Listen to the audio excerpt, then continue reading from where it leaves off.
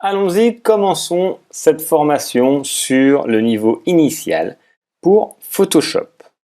Donc, on va créer dans un premier temps un nouveau document. Quand on va être dans Photoshop, on va avoir plusieurs possibilités, soit ouvrir un document existant, qui a déjà la photomontage, une photo, ou créer un document vierge qui va accueillir par la suite notre photomontage.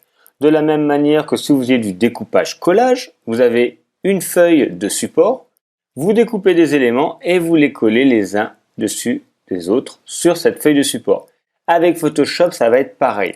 On va créer un nouveau document vierge au départ avec des paramètres et on va aller mettre des images et après accumuler comme ça des effets pour créer notre photomontage. Quand vous ouvrez Photoshop, vous avez cette interface-là. Moi, j'ai déjà utilisé Photoshop, donc j'ai des images existantes. On va pouvoir retrouver ici des possibilités. On peut ouvrir ou créer. On va créer directement un nouveau document. Si vous ne retrouvez pas ces boutons, ce n'est pas gênant. Vous ferez Fichier, Nouveau. Et ça sera quand vous aurez déjà ouvert une fois un document, vous ne retrouverez plus cette page. Donc pour créer de nouveau un document, il faudra faire Fichier, Nouveau ou Créer. Le bouton sera le même.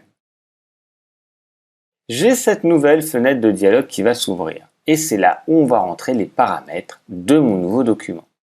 On peut lui donner un nom. Si vous voulez, dès le début, vous pouvez donner un nom. Nouveau document, poster, photomontage, faites comme vous voulez.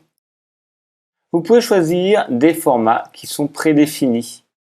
Ok, papier US, web, etc. Là, surtout la différence qui va se créer, c'est au niveau des unités de valeur ici. Souvent, on laisse personnaliser. On peut choisir la largeur et la hauteur par rapport à des unités.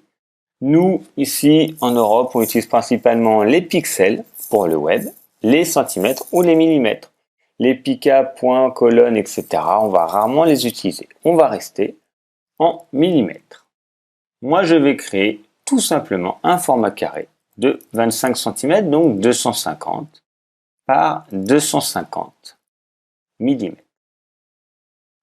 Photoshop étant un logiciel qui travaille avec des pixels. Les pixels, ce sont des petits carrés de couleurs qui, côte à côte, créent une image. Voilà, il y a des résolutions d'images, vous connaissez ça avec vos appareils photo numériques, sur votre téléphone, etc. Et donc, en fait, on a une résolution qui est exprimée en pixels par pouce. Attention, ne mettez pas pixels centimètres, mettez bien toujours pixels par pouce. On utilise principalement 3 résolutions. Je vous leur expliquerai. 72 qui est la basse, 150 qui est la moyenne et 300 qui est la haute résolution. On va utiliser 150 pixels par pouce. Il va avoir dans cette image 150 petits carrés par pouce qui est une unité de valeur. Au niveau du mode de couleur, pareil, je vous expliquerai les différents modes de couleur. On va en trouver 5. On va laisser RGB qui est rouge, vert, bleu. C'est écrit en anglais. Red, green, blue. On va laisser aussi au niveau là, des bits et la performance, on va laisser 8. On peut choisir un arrière-plan par défaut, comme si notre feuille, notre support de feuille, on peut choisir une couleur blanc, noir, on pourra changer la couleur ici si on veut. Couleur d'arrière-plan, donc par défaut, transparent ou autre. On a l'habitude de laisser un fond blanc, c'est beaucoup plus simple, mais après vous pourrez prendre vos habitudes. Mais vous pouvez choisir ici la couleur qui vous intéresse. Au niveau du profil colorimétrique et des formats de pixels, vous laissez ce qui est par défaut.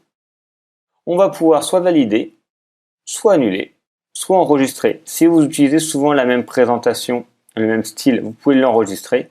Comme ça, vous pourrez le retrouver directement ici dans les types de documents. Ça vous évitera de retaper à chaque fois les mêmes dimensions. Mais c'est rare qu'on fasse toujours la même chose, sauf si vraiment dans votre travail, c'est toujours exactement le même format. Quand ça nous convient, on va appuyer sur OK.